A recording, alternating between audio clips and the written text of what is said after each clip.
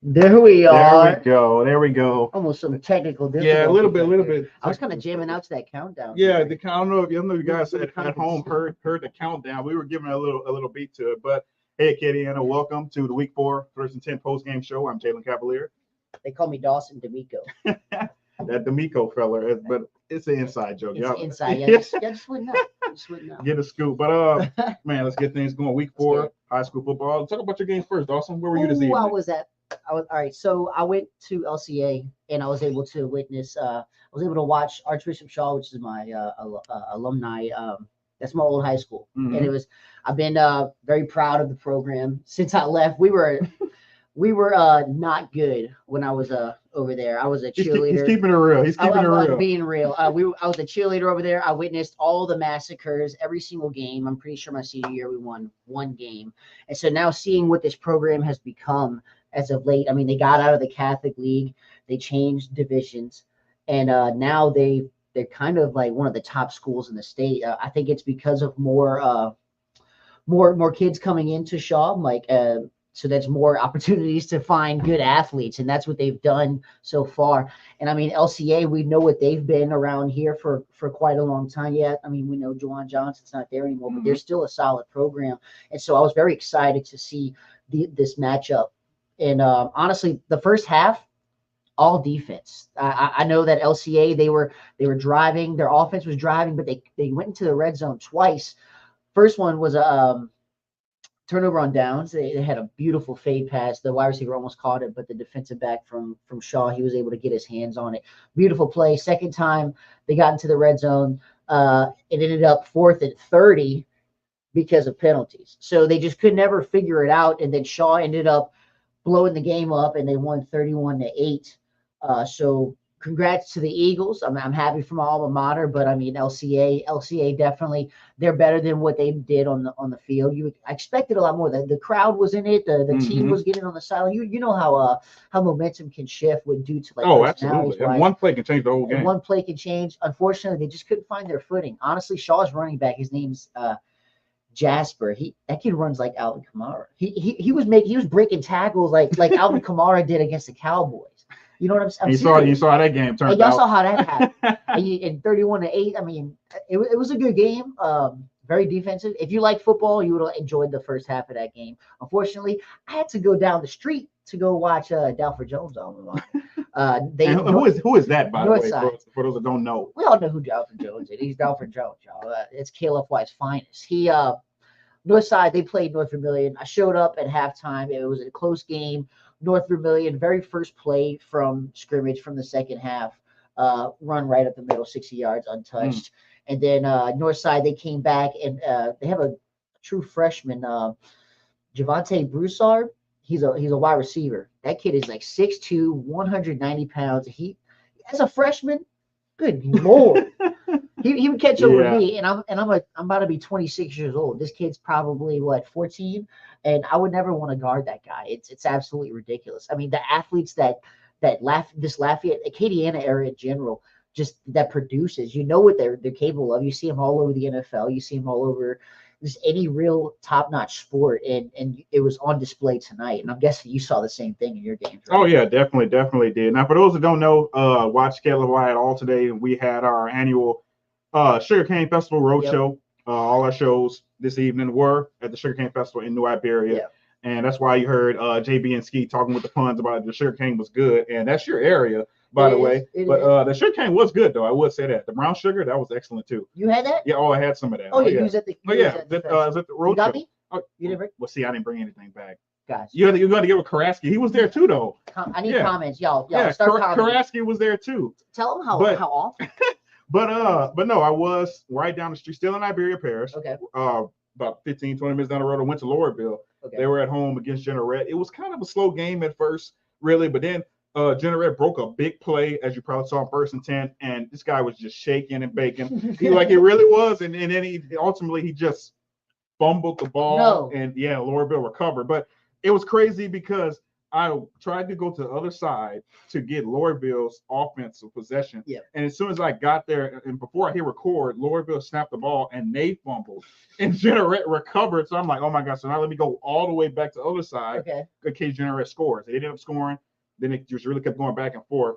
And then Who ended up winning? but that's when Generette went for a fourth down and didn't get it. Generette ended up winning those 16 to 15. So it's still a close game in the end between Dude, Generette's definitely like become this really good team. I know last year they won their first playoff game in I think the school's history. Yeah, so and, they just what's their record? So they're their just, record is? I don't know what their record is, but they're riding on this momentum right now. No, that means a lot, especially for Generette. That means so much for just any like small town. We're gonna give you an update right quick on Generette's score from JB. You can't see him right now, but he's coming. He's coming. But my other game, Adam Schefter. Yeah, the other game I went to was St. Martinville taking on the Parkview Baptist Eagles from Baton Rouge. Parkview, as you saw, kicked 2 field goals before the half. St. Martinville, they kind of they had a great play, and also kind of like in Louisville game, St. Martinville, it was weird because they got the first down, but then it looked like they were trying to spike the ball to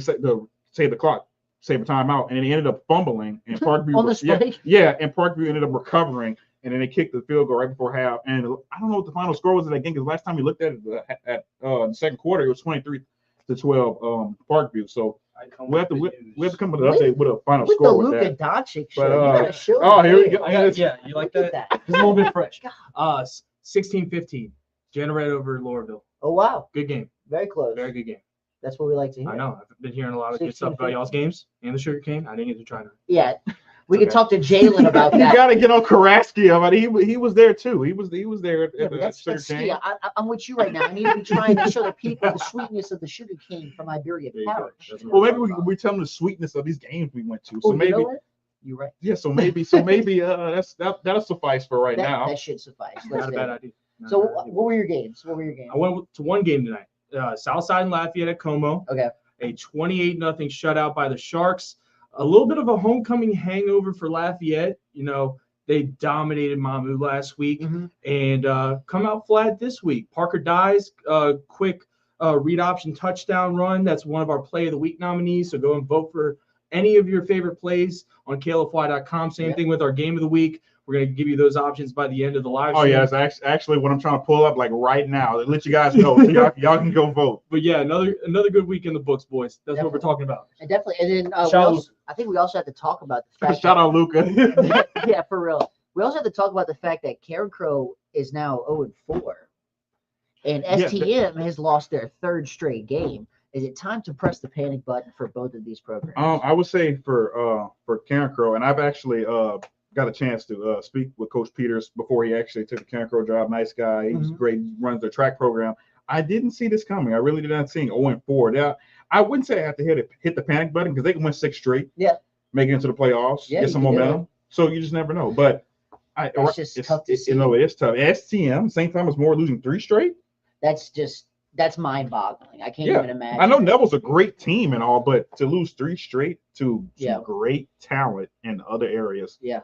No, for real. I mean, it's kind of it's definitely something to keep an eye on. There's always something crazy going on when it comes to football, especially at this level. High school football is so exciting because anything can happen, as y'all know, and as we know specifically. We have to cover all these games as much as we can.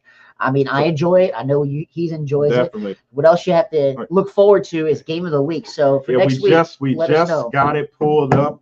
Acadiana, I'm gonna tell you right now. Game of the Week, you have to go vote on Sulphur versus Acadiana. That's one. Cecilia versus Notre Dame. I already know who's going to be voting for that game.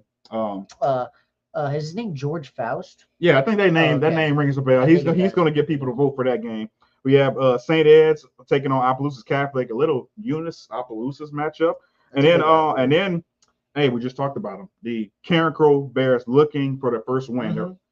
They're taking on New Iberia against Nish. Hey, Nish is an underrated team right there. But Karen Crow, we know they're going to play them tough. They've been playing really tough teams like all year. But can they do it? Can they finally come up with a win next year? I think that's really a great nominee for game of the week. Karen Crow is 0-4. Nish just lost to Acadiana Thursday night, so they're looking to get some kind of revenge.